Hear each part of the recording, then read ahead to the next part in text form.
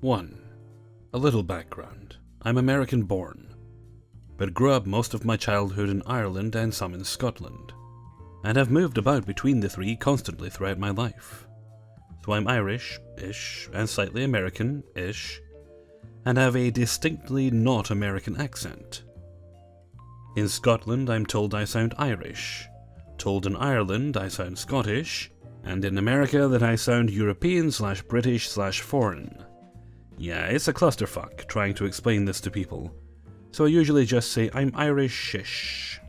I think this was a big part of the confusion, that someone with a non-American accent was an employee and not a tourist at a tourist destination. There were people that were a pain about it in more unpleasant ways, but those don't make for good stories, and I'm used to that behavior regardless.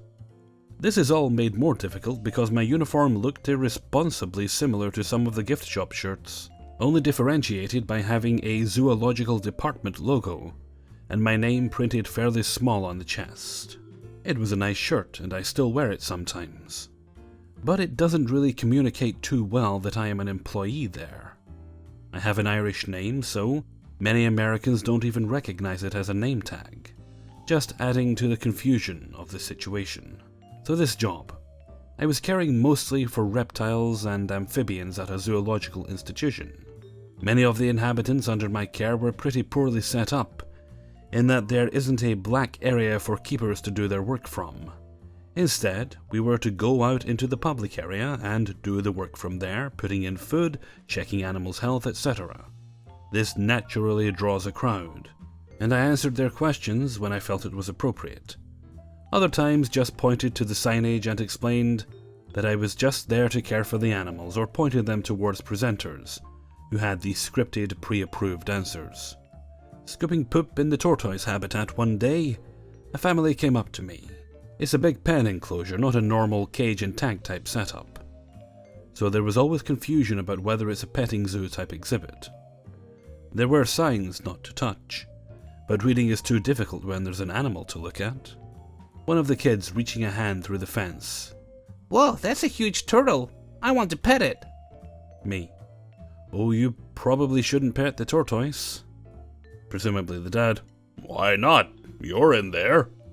Me, continuing to have such tremendous fun picking up runny tortoise shit and wanting to exclude his children from this joy.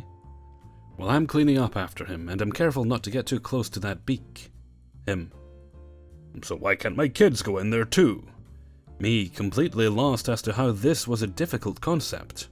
This is a habitat with a tortoise that doesn't want to be disturbed and might get angry if it's disturbed. Him. How can you go in there? Me, bewildered and pointing at my shirt and pooper scooper. Well, I'm his keeper. Him. We just want to go in there with the turtle. And if you're the zookeeper, why don't you have a name tag or a uniform? Me, pointing more forcefully at my name. This is my name tag and my uniform, and you can't come into a habitat with the animals. Him. I'm going to find an actual zookeeper that works here. I shrug and go about my work, the family huffing off to confuse someone else. They come back a few minutes later with one of my colleagues who confirms to them that British tourist is indeed an employee and is not trespassing in a habitat. Mind you, this colleague is in the same uniform as me. One day, while rotating the soil in the 3-banded armadillo habitat, because armadillos look like reptiles, so obviously the reptile lad should be the one to care for them. A guy approached me with his kids. He seemed somehow to be fine with me being in the habitat, and was somehow unclear that I worked there. Him. You really shouldn't touch those, they carry leprosy. Me. No, that's just 9-banded armadillos. These 3-banded armadillos are healthy. Him. Maybe you should ask one of the zookeepers. Armadillos definitely carry leprosy. Me. Some do, but these ones and their species don't. Him. I don't know about that. You should ask someone that knows about armadillos. They've ripped my yard up as long as I can remember, and some have leprosy. Me. Well, as their keeper, I can assure you they are healthy and I won't catch anything from them. Him. Mm-hmm. A clear look that he doesn't believe me and walks off. One lady was very impressed that I know a lot about axolotls, being that I'm not American. I was observing some of the animals for behavioral notes, so to be fair, it did somewhat look like I was just a customer, guest. Her, "Oh wow, so cute," which by the way they are. Looking over to me, Why do you think they have those flap things? me, "Those are their gills. It's normal in salamanders' aquatic form." Her, Interesting. So they change to be on land later and lose them? me, "Well, most salamanders will, but axolotls stay aquatic for their life, so they keep the gills." Her, How do you know all this? It's so nice you're learning about American animals. "They're Mexican, so they're North American, but I don't think that's what she meant." Me, pointing at my shirt, "Ha! I'd hope I'd know about them. I'm their zookeeper." Her, Oh, haha, that would be too funny. me, "But I am." Her, You know, I've heard about that dry British humor. me.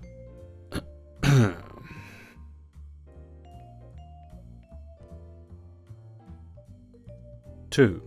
So a few years ago, a friend of mine, B, was having a birthday party, although it was a relatively small house party, so maybe 30 or so guests.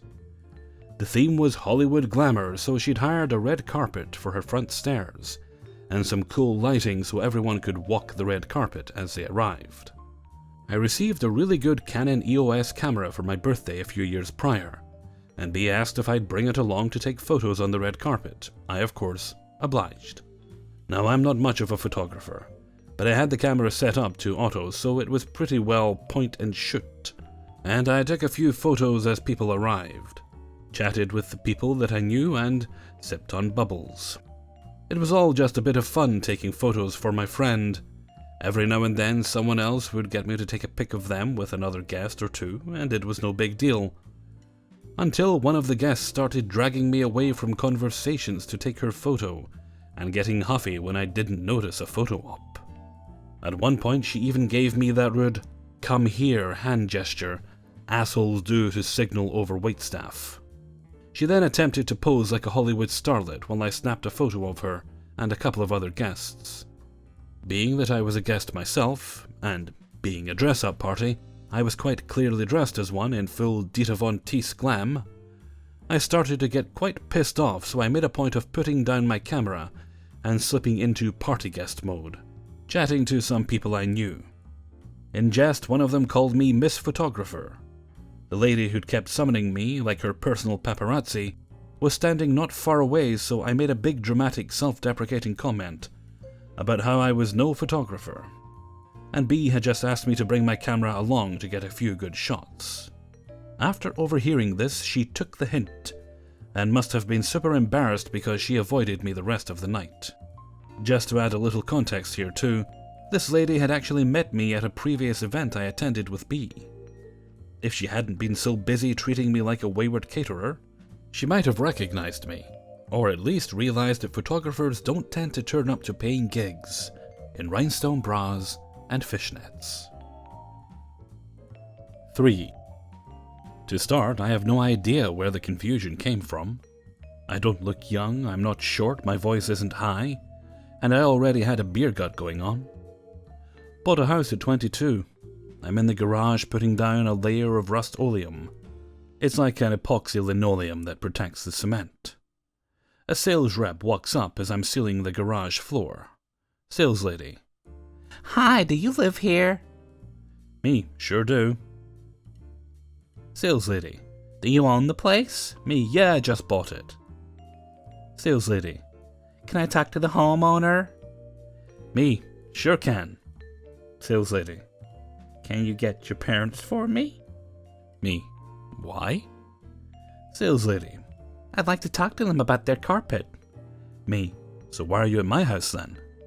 Sales lady. Should I just knock on the front door then? Me. No one else is home. Sales lady. Oh, so when will the owners be home? Me. He is home. Sales lady. Can I talk to him then? Me, you have been. Sales lady. Oh, do you own the place? Me, yeah, just bought it. She apologized and proceeded to pitch me a free carpet cleaning even though I insisted it was brand new. Sales lady, all the carpet is new? Me, well, we laid out the old carpet in the basement until we finished it. Sales lady, great, we'll clean that then. Me, it's being thrown away in a few months. Sales lady, that's okay. Me, I mean, sure I guess, but I'm not buying your cleaner, vacuum or services. Sales lady, no worries, how about we come by at 3:30? Me, if you want to clean it, sure, but I'm not buying anything. Sales lady, great, we'll see you then. 3:30 rolls around, but this time it's a different rep with cleaning equipment. Same thing happens. Sales guy, hi, I'm here to clean your carpet.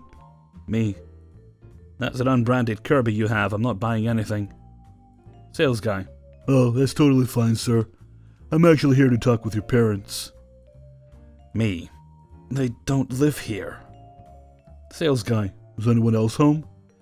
Me, no, just me. Sales guy, Do you know when they'll be back? Me, why? Sales guy, We had an appointment with the owner for 3:30. Me, that's why I answered the door. Sales guy, Oh, are you the owner? Me, sure am. He comes in and starts cleaning the temporary carpet, even after I insisted multiple times I was not going to buy anything. I even told him that I won't be offended if he wants to just leave it as it is. I felt bad and tried to give him an out a few times. He finished and started going on with the sales pitch. I even interrupted him a couple times to remind him I'm not buying. He probably went on for another 15 minutes trying to convince me. 4. I live above and volunteer at a hobby gaming store every Saturday, running tournaments for a specific card game. Our store does well enough that every few months we host a regional tournament at a space we rent out. Attendance is usually around 100 plus people. We have reporting station, an area for game judges, and a small store area.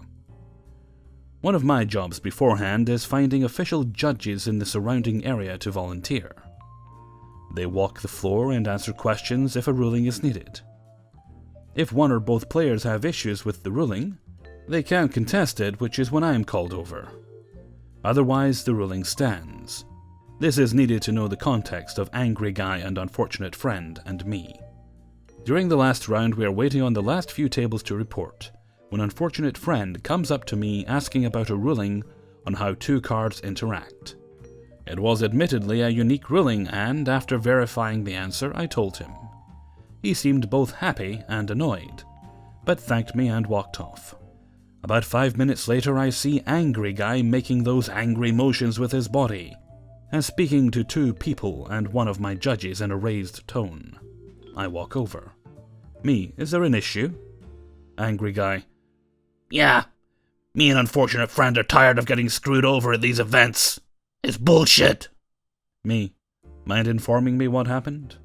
Angry Guy, one of your judges gave my buddy the wrong ruling and was helping his friend to get top 8. The top 8 players received prizes. I look over at Unfortunate Friend, who is merely watching one of the last games play out across the room. Me, well, if Unfortunate Friend thought there was an issue with the ruling, that's why I'm here. He needed to contest the ruling. Angry Guy, man, you should know who your judge's friends are here. Stop screwing us. Me, I have duties to perform. I cannot watch every game, nor am I going to question the abilities of my judges. If there is an issue with the ruling, you need to call the head judge. Angry Guy is getting angrier, and I'm suspecting he may have been drinking at some point. During cleanup, we did find a few nips hidden under the tables. Angry Guy, man, fuck you. You should know everything about your judges and when some BS ruling is being given. This is your event. You need to stop this bull. Me, I can't watch every game at all times. That's why I have floor judges. That's their whole job. I'm here amongst other things to answer ruling issues when called or contested. Angry Guy, no, because you judges keep screwing us, so why should we trust you? Me, so I need to do more as a judge, but you don't trust me to do more. Yeah, it's my fault unfortunate friend didn't advocate for himself while I'm across the room. Angry guy then begins swearing up and down about how it's a conspiracy against him and unfortunate friend at all these events, and that all the judges in the Northeast are screwing specifically them over. When I realized he wasn't going to listen to logic, I walked away, as I still had responsibilities to attend to. My boss told me if they come to the next event, that Angry Guy would be barred from attending. I've had angry players approach me, and it's amusing how often they ignore clear-cut logic and rules, and blame the staff for their errors. 5. First, a little backstory to make everything clear. The story begins 2 years ago when I was working for a small machine shop that overhauls and brokers spare parts for ships. I was hired to sweep and clean the workshop, and on busy days, help with simple jobs such as sandblasting and cleaning old parts coming into the shop. One day around noon, when I was having a smoke break, the head of sales comes to me and asks if I would mind driving to Germany. I worked in Denmark, to deliver some spare parts to a ship in dry dock. The drive was at least 6 hours each way. At least 8 would be overpay, so I immediately accepted. Fast forward 6 hours and I have parked outside the shipyard trying to call the guy on the ship who I was supposed to deliver the goods to.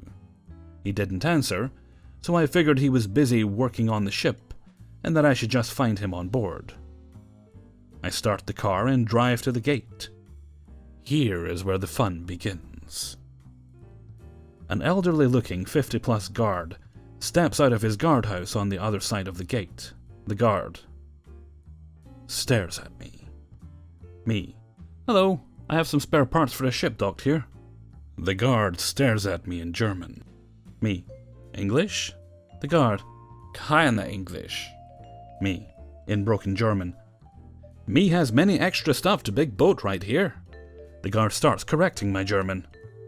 The guard. What ship? Me, RMS Titanic, or whatever it was called. It was a big ship.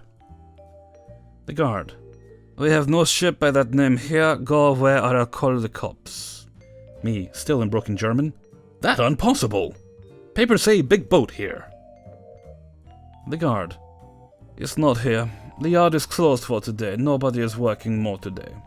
Go away or I'll call the cops. You're not getting in. Me, hands him my papers with the ship name and address of the shipyard, and name of the guys I am delivering the spare parts to. Me, I just drive 6 hours from Denmark. I only want to deliver box and go home. Have work tomorrow. Now the guard looked rather grumpy that I wouldn't go away, even with the threat of police. But he took my papers and went into his little hut. He also took my passport and driver's license to check who I was. There I stood for what seemed like 20 minutes, alone in Germany. The sun was setting, no passport, no driver's license, barely speaking the language while I could see the guard checking papers and making several calls. Suddenly he comes out of his hut with a big smile on his face, satisfied with my explanation that I actually have business inside. Opens the gate and tells me to drive through. I do. He gives me back everything I handed to him, gives me directions to the ship, and tells me to come into his hut when I come back for a cup of coffee. To end the story, I did have a cup of coffee with him, and he told me a fascinating story about his father who worked in Denmark for a couple of years during the 40s, watching British planes on a radar screen. Naturally, all I could think during that story was, "Don't mention the war! Don't mention the war!" And afterwards, what a lovely fellow when he realized I wasn't smuggling drugs, planting bombs, or up to other naughty stuff. I did get 10 hours overtime pay for my troubles, which was nice. Hey everybody, Hellfreezer here, and thank you very much for listening to Idiots in the Wild number 4. And thank you very much to everybody who allowed me to use their stories in this video. I'm reasonably sure that that reference said don't mention the war in the last story was a Fawlty Towers reference, but I'm not 100% sure if that travelled over to Denmark. It was a very British TV show, and it actually had far fewer episodes than I thought it did. But that's how it goes in Britain, you know, short series, but they can frequently last in popularity. Sorry there was no subscribers video today, but I didn't have enough individual stories to do one of a specific category. So had I done one, it would have been scary, idiot, paranormal, neckbeard in the wild having adventures in fast food and retail while staying at a hotel, which would have been interesting, but a bit of a mess, I think. Okay, and with that, I'm going to head off for now, so until next time, thank you very much for listening, and take very good care of yourselves.